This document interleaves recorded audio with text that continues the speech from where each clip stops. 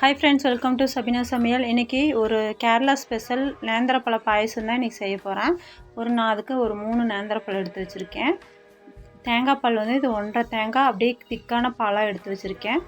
அப்புறம் வெல்லம் வந்து ஒரு 300 கிராம் வெல்லம் பொடி பண்ணி வச்சுருக்கேன். இப்போ நம்ம வாங்க எப்படி செய்யலாம் நம்ம வீடியோக்குள்ளே போகலாம். ரொம்ப டேஸ்டியாக இருக்கும் ஃப்ரெண்ட். நீங்களும் இதை ட்ரை பண்ணி பார்த்துட்டு எனக்கு கமெண்டில் சொல்லுங்கள்.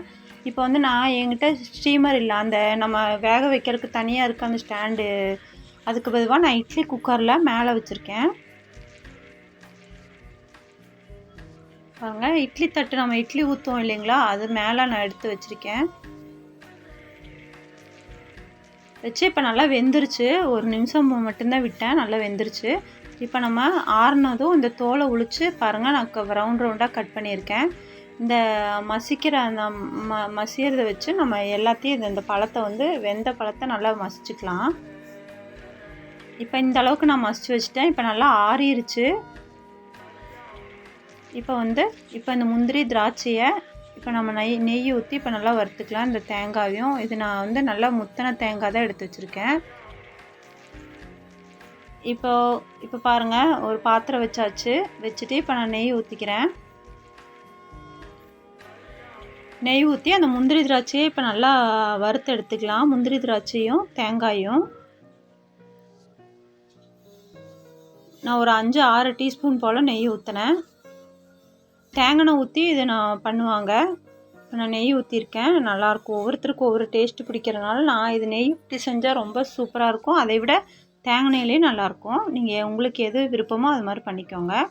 இப்போ முந்திரி திராட்சையை நான் வறுத்து எடுத்தாச்சு. இப்போ தேங்காவை நான் குட்டி குட்டியாக பாருங்கள் பல்லாக வெட்டி வச்சுருக்கேன். இதே மாதிரி நல்லா ப்ரௌன் கலரில் வர்ற மாதிரி நல்லா வறுத்து எடுத்துக்கணும்.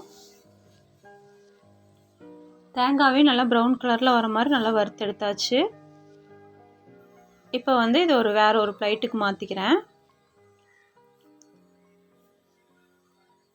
நல்லா லோ ஃப்ளேமில் வச்சுக்கணும், கருகக்கூடாது. நல்லா முருகி வரும் பாருங்கள், செவந்த நிறமாக வரும் தேங்காய். அந்த ஸ்டேஜில் நம்ம இதை எடுத்துக்கலாம். இப்போ தேங்காவும் எடுத்தாச்சு. இப்போ அதே நெய்யில் இப்போ அந்த பாத்திரத்தில் அந்த நெய்யிலேயே இப்போ நம்ம பழத்தை மசிச்சு வச்சுருக்கோம் இல்லைங்களா, அந்த பழத்தை நான் போட்டுக்கிறேன். போட்டு அந்த நெய்யிலேயே ஒரு நிமிஷம் மட்டும் நல்லா வதக்கி விட்டுக்கலாம். நல்லா வதக்கிட்டு இப்போ நான் அந்த வெல்லத்தில் என்னோடது கல் மண்ணெல்லாம் இல்லாதனால நான் அப்படியே போடுறேன். இல்லைன்னா நீங்கள் அரிச்சும் கூட எடுத்து போட்டுக்கோங்க. சுத்தமான வெல்லமாக இருக்கனால நான் அப்படியே போடுறேன். இப்போ வெல்லத்தை போட்டாச்சு. அந்த வெல்லமும் அந்த பழத்தையும் சேர்த்து நல்லா அப்படியே மெல்ட் ஆகி வரணும் வெல்லம். பழமும் நல்லா அதுலேயே அந்த நெய்லேயே நல்லா வதங்கி வரணும்.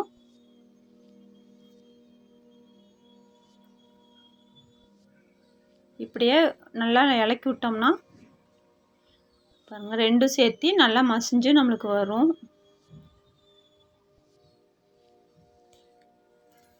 வெல்லம் நல்லா கரைஞ்சிருச்சு. இந்த ஸ்டேஜ் இருக்கும்போது நம்ம எடுத்து வச்சுருக்க அந்த தேங்காய் பாலை ஊற்றிக்கணும். நல்லா மெல்ட் ஆகி வந்துருச்சு, நல்லாவுமே வதங்கிருச்சு. பாருங்கள், பழமும் அந்த வெல்லமும் கரெக்டாக எல்லாம் சேர்ந்து கரைஞ்சிருச்சு. இப்போ நான் கெட்டி தேங்காய் பால் எடுத்து வச்சுருக்கேன் இல்லைங்களா, அதை இதில் ஆட் பண்ணிக்க போகிறேன். இப்போ பாலை ஊற்றிக்கலாம். பாலை ஊற்றி இப்போ நல்லா கலக்கி விட்டுக்கலாம். ஒரே ஒரு கொதி மட்டும் வரணும்.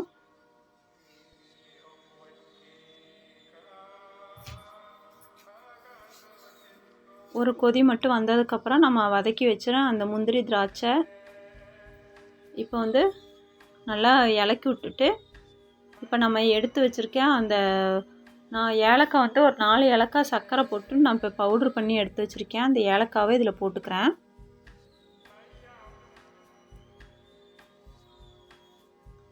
ஏலக்காய் பவுடரை இப்போ நல்லா கலக்கியாச்சு. இப்போ ஏலக்காய் பவுடரை போட்டுக்கிறேன்.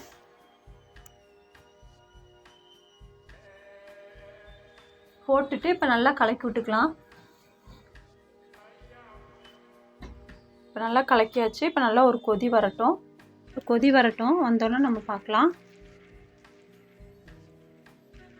கொதி வந்தோடனே நம்ம அந்த முந்திரி திராட்சை எடுத்து வச்சுருக்கோம், அப்புறம் தேங்காவை எடுத்து வச்சுருக்கோம், அதையும் போட்டுக்கலாம்.